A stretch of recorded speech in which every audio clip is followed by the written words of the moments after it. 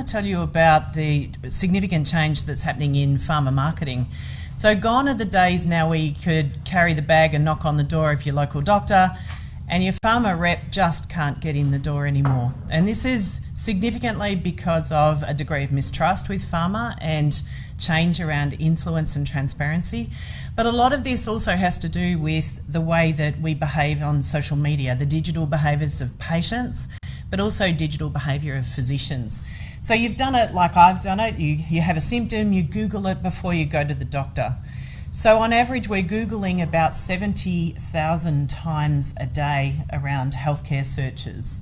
So all of that data that we're looking for on social media or on Google has to be created by someone. So pharma's been pretty slow to the punch when it comes to social media and digital marketing. And these days we're talking about precision medicine. We need to start talking about precision marketing. So it's harder and harder to be able to market directly to physicians, and physicians are demanding a different kind of experience. Patients are demanding a different kind of experience.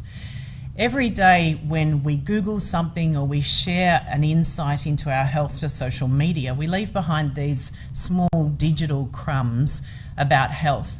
And if we aggregate all of those crumbs together and bring them into a space in which we can analyse the data, make sense of the data, potentially we can provide really unusual and really valuable new insights into how to access a market, what patients are experiencing, unmet clinical needs, and even different ways in which companies can present and deliver drugs and devices into the sector. As I said, pharma's been pretty slow to the punch around social media, and it's because of the regulator, but also because they're genuinely quite conservative when it comes to marketing. Marketing in the pharma industry is a very exact science, and it's very challenging. So what we hope to do at ShareRoot is to provide a whole new approach to pharma, and particularly med tech and devices, in how they market to the sector. And it was probably about 3 or 4 years ago, when I was Chief Executive of Melbourne Network, that I could see this opportunity around social media. And at the time I was thinking more about biotechs and how biotechs and medtechs, particularly in the startup space, could leverage social media to be able to get fast market access into the influencers, particularly the physicians, that could be those key opinion leaders to get their product through and accessed and off pretty fast.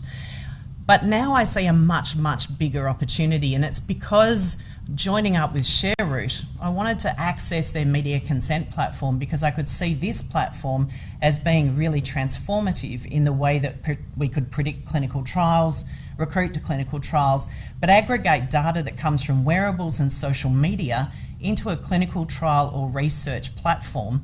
And that data could then add significant value, not just in understanding the market, but in reducing the cost of clinical trials. So I want to take you through what's changed in ShareRoot. So the last 5 months, I took over about the middle of March. And even though some people might see ShareRoot as a bit of a shell company, there's a hell of a lot that's happened underneath the hood just in that time. In particular, I want you to focus on the leadership team. So it's been a complete and total clean out and restructure here, other than myself.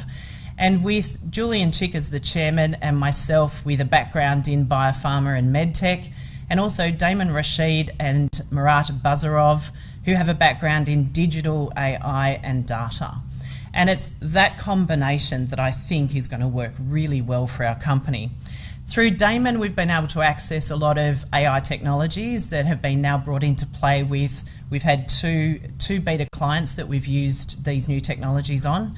And also through Murat, he's got a lot of experience in building digital and data platforms, particularly in the financial services and insurance industry. But what we have now is a technology pipeline of 4 candidates. 2 of them are research accelerators and 2 are marketing accelerators. So the first platform technology I want to talk about is Opal, and this is probably the biggest opportunity for ShareRoot in the near term in terms of generating revenue. So Opal is a concept where we're bringing together data and digital tools, some of them that are licensed in and others that we've created directly with Damon's support.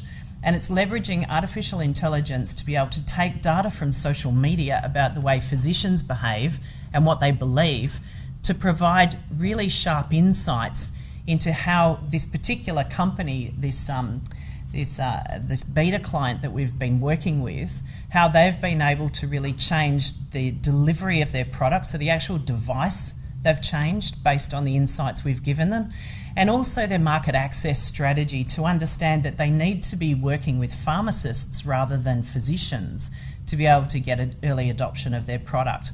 And it's that sort of insight that I think is worth potentially millions of dollars to that company if it's guiding a much better market access route for them instead of just going at it hammer for tongs. They've actually got a really clear, very precise strategy on how they're going to influence physicians and exactly what their market access position should be. We're even able to give them data by using an algorithm we'd built on Facebook data to know exactly which rural and regional towns in Australia they should access and the actual names of the physicians and the pharmacists that they should approach as key opinion leaders. Now, when a company only has one medical liaison and probably no sales or marketing team, this is transformative. It's actually a game changer, particularly for a mid-tier biotech or biopharma, how they're going to approach the market, how they're going to make the best use of their money. So Opal is a suite of solutions in which I think will be the greatest near-term revenue driver.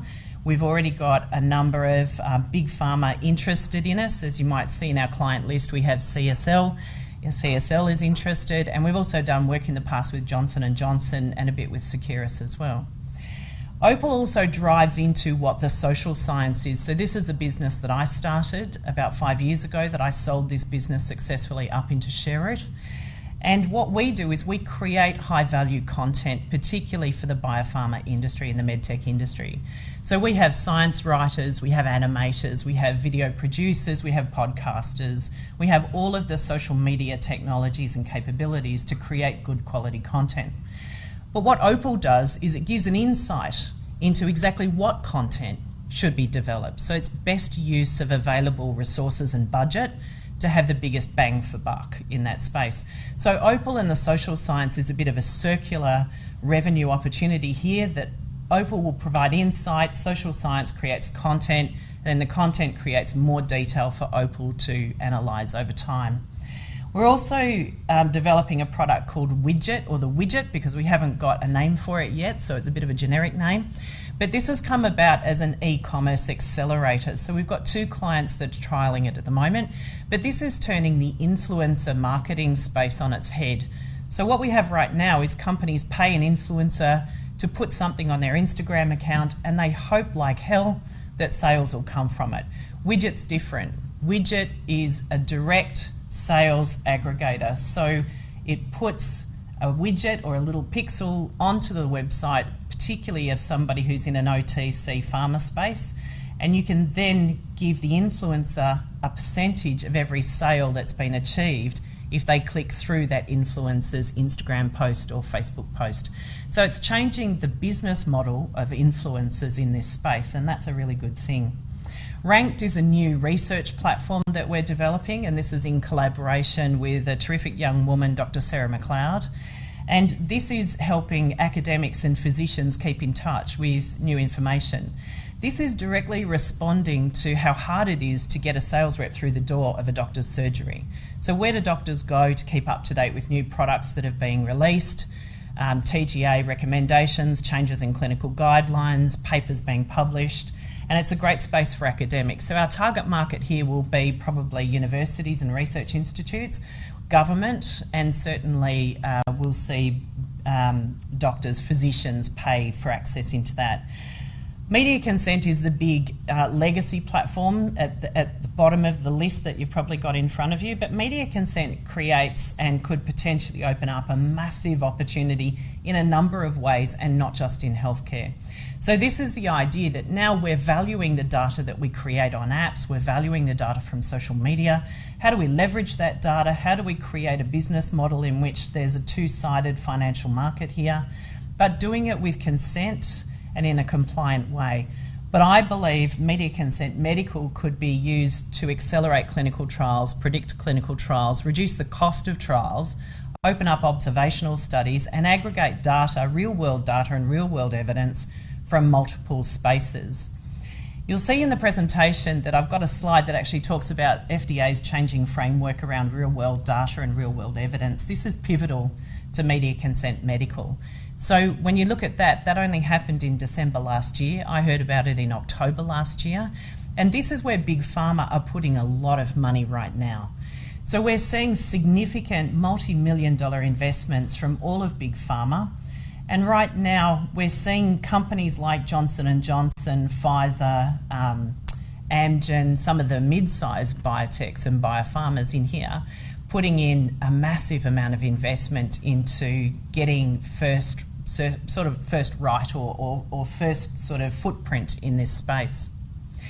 So what we've got in the business now is a focus on digital health. So previously ShareRoot was a marketing technology platform or a marketing technology developer.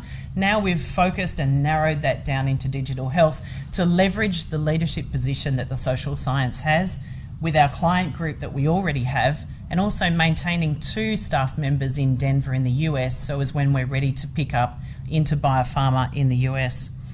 We've got leadership in terms of some of the new technology we're developing, particularly around AI and machine learning. So Damon has been really critical in introducing us to a lot of people in this space. And we've brought the development of media consent back to Australia so we can leverage R&D tax incentives, and also to ensure that we could collaborate potentially with the likes of Data61 at SRO or Monash or Swinburne, who have really amazing teams that are developing technologies in healthcare in this space.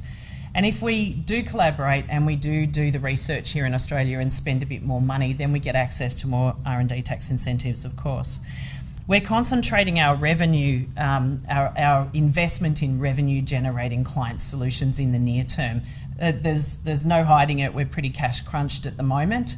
But the revenue that comes from the social science is certainly keeping the lights on. But with Opal, that was developed specifically to be able to accelerate and scale the social science without adding necessarily more heads, but a lot more firepower in terms of the value of the product that we're giving back to clients, which means a higher charge out rate for that insight.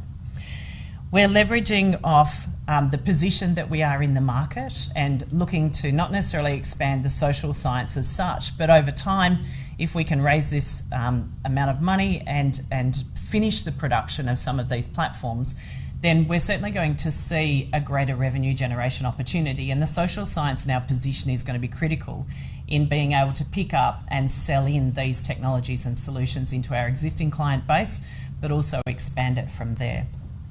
So that gives you a bit of an overview. I think from that, hopefully you'll be able to see the problem that we're trying to solve and the market opportunity that I think is ripe and ready for a data and digital and AI solution here. I think pharma marketing is something we don't talk about very much in this sector, but it's a massive hole in terms of skill set, particularly in the Asia Pac region, but it's an incredibly hot and very rapidly moving space in the last 10 to 12 months in the US and the UK. So I think we're probably the only company that's positioned in this space in Asia Pac, and I think we can make the most of it if we can sort of get our ducks in a row and get out of the space that we're in right now and really leverage the value-based pricing model that I think Opal can deliver in the short term.